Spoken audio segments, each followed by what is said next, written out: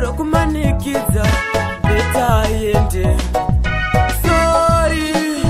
Sorry mudiwa, andichada nezvako. Sorry baby, sorry mudiwa, andichada nezvako. Sorry mudiwa, andichada nezvako. Sorry baby, sorry mudiwa, andichada nezvako. Ndave naye anondiitira, kana andisuwa anondifonera, kunyange kure sei anondifambira, zvandinoda zvese achindiitira.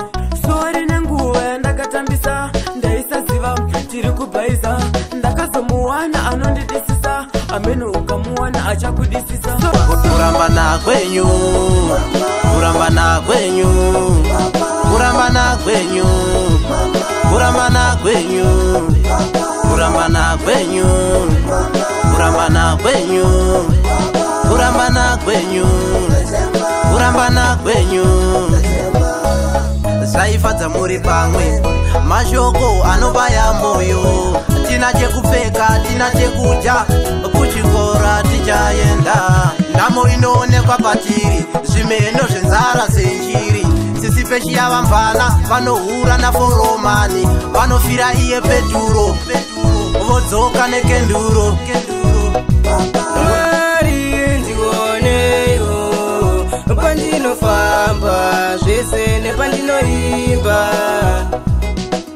Mwari ndioneyo, pandinofamba zvese nepandinoimba.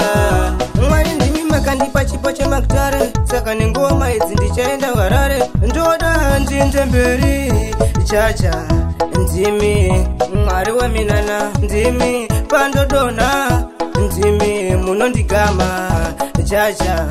Ishe ndimi watinofugama tichitenda. Ndivo vega Mwari Vaninovimba navo, ndiye Jesu wangu vaninovimba naye. Ndivo vega Baba Vaninovimba navo, ndivo vega Mwari vaninodada navo. kunyange zvikarwadza, kunyange zvikahoma, ndinongochema